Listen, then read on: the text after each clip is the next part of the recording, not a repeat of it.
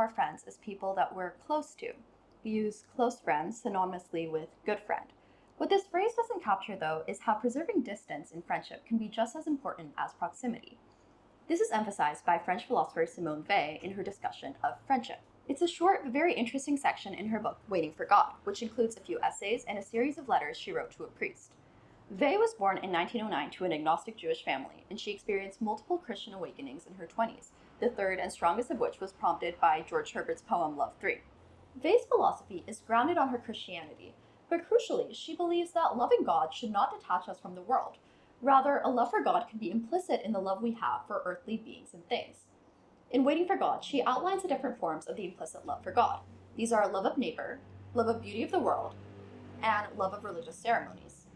All of these, she says, are still quite impersonal, and she adds a fourth kind of love which is very personal yet still reflects divine love, and that is friendship. For Weil, there are two different things that can motivate a preference towards another human being. Either we seek a good in them, or we need them. She elaborates that there are different degrees of necessity. Anything that leads to a decrease in energy when it's lost is a necessity. The most extreme form of necessity is when its loss leads to death.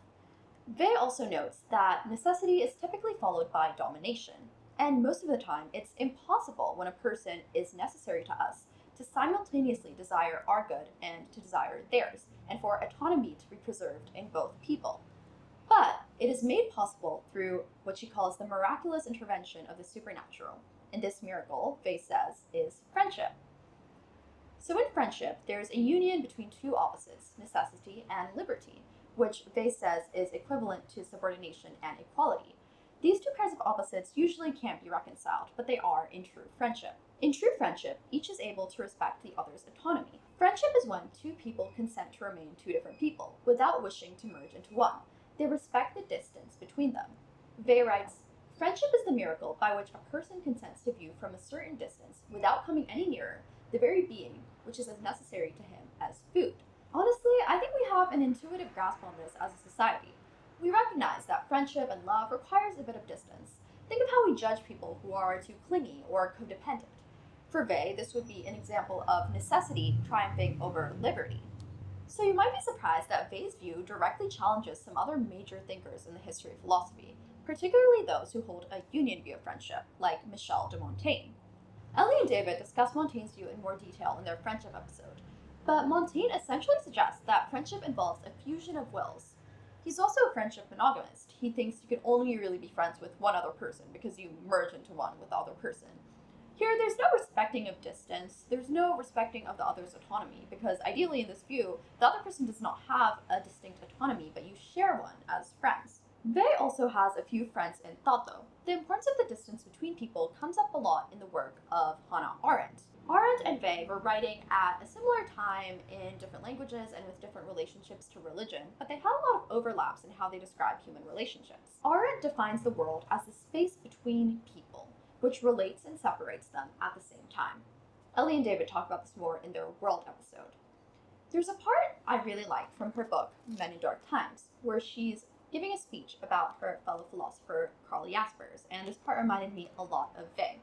She's writing about Jaspers' relationship with his wife and praising it, and she writes, "If two people do not succumb to the illusion that the ties binding them have made them one, they can create a world anew between them." For Arendt, like for Weil, it's important to preserve distance between people, and for her this is how worlds emerge.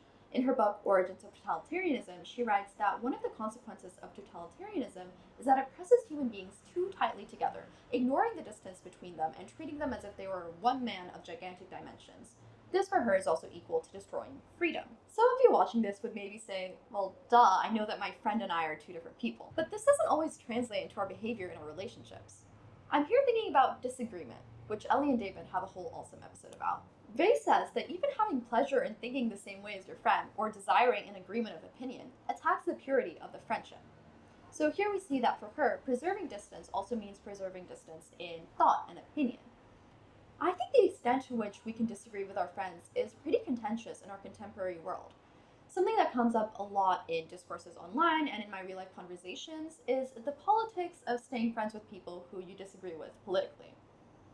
I'm friends with people I disagree with, and when I say that, I'm thinking of anything from music taste to the existence of God. And it's beautiful to know that other people think and feel differently than how you do. But it's not always easy, and I find myself sometimes taking the route of avoiding certain topics or focusing instead on the many things we do agree on. And Vey would maybe say that I'm tainting the purity of my friendships through this. I think Vey's view can also show us, though, how it is important to hold our friends accountable. In their friendship episode, Ellie and David spent a lot of time talking about whether we are responsible for our friends. They mentioned the philosopher Elijah Milgram, who, building off of Aristotle, claims that we are responsible for our friends' vices and virtues. At one point, David also says that it's difficult to hold our friends accountable because it's seen as being in tension with the spirit of friendship, which is about maintaining a positive relationship. But I think for Vey, holding friends accountable wouldn't be in tension with the spirit of friendship, which is already built on attention in the first place. I had a conversation with my friend Anna a few months ago where I was criticizing someone else's behavior, and then I went, oh, I should stop, I need to be a better feminist. But then Anna said, part of being a good feminist is holding women accountable because you're acknowledging their autonomy. I thought this was so genius, and maybe I just felt validated, but it's a really interesting way of looking at it, and it also informs how I've read Vey. Since for Vey, to be true friends with someone is to recognize their autonomy, this also should mean that we recognize that they're responsible for their actions. It's not that we are directly responsible for what our friends do, because our wills aren't fused like that in Montaigne's view, but we mutually acknowledge each other's responsibility. Vey says there's equality in friendship not because the true friends are the same people, but because each wants to preserve the other's freedom. We shouldn't forget about Vey's faith. She writes that true friendship is an image of the original and perfect friendship of the Trinity and contains the very essence of God. This doesn't mean that it's illusory, though. When the soul finally has direct contact with God, it's not that friendship and the other types of love fall to the level of unrealities. Rather, this content is what grants them reality in the first place. Vey also says that pure friendship is very rare. Most of the time, bonds of affection and necessity are not touched by the miraculous intervention of friendship. The frequency of friendship is highly debated in the philosophy of friendship. As I mentioned earlier, Montaigne thinks you can only have one real friend, while other philosophers see the value in having a variety of friends.